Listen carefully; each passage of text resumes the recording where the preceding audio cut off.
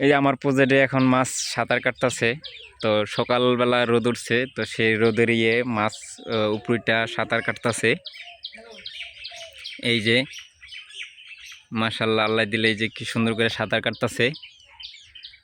মনটা চাই আমিও মাছের সাথে সাঁতার কাটি। তো এই যে আমার আবার এই প্রজেক্টে কার্যক্রম চলতেছে আর কি, পরিষ্কার করা। তো তাকে এখন নাস্তা খাওয়ার সময় এসে, তাই এখন তারা নাস্তা খেয়ে নিতেছে। সকালের নাস্তা কি সুন্দর, বউয়া বউয়া দিয়া নাস্তা গরম গরম খাইতেছে।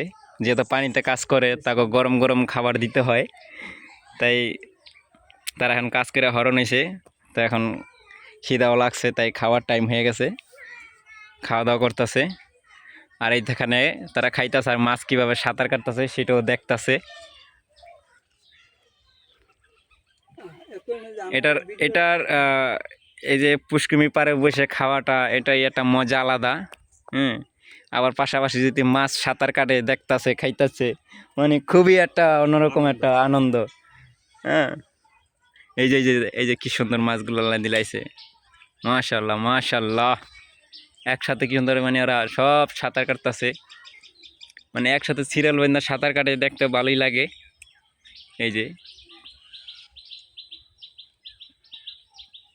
প্রজেক্টে যা মাছ আছে সব বাইসা যেতেছে আস্তে আস্তে, হনে রোদের টাইম। তো শীত চলে আসতে আসতে, তো আস্তে আস্তে শীতের একটা অনুভব সকালবেলা চলে আসে।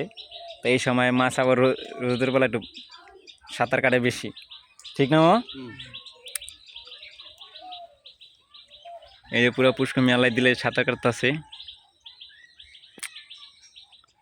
ওই যে ওইখান দিয়ে ওই যে সব মাছ আছে, ওই যে ওই জায়গা দিয়া। তো এখন এই যে এই পানাগুলো সব আজকে উঠে ফেলাবো। এরা খাওয়া দাওয়া করে রেস্ট নিয়ে তারপরে এই যে এইগুলোর কাজ সম্পূর্ণ চলবে। তো এখান দ্বারা আছে অল্প কিছু, তো এই যে এখান দালাই দিলে পরিষ্কার হয়ে গেছে, মোটামুটি এটি সব পরিষ্কার হয়ে গেছে। তখন খালি পানাগুলো উড়ানো হবে, তখন আবার পুরো পুষ্কুমি সাঁতার পড়তে পারবে।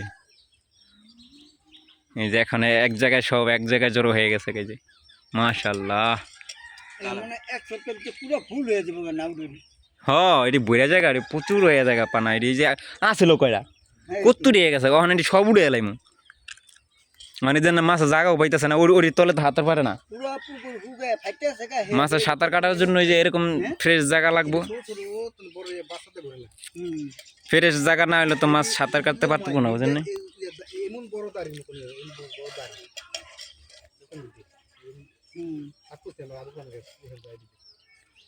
দেখছেন মাছের মানে দৃশ্যটা দেখতে কিন্তু অন্যরকম লাগতেছে না, মাছের দৃশ্যটা।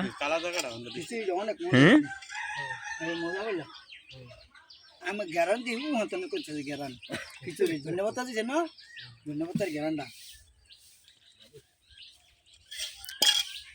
যাক,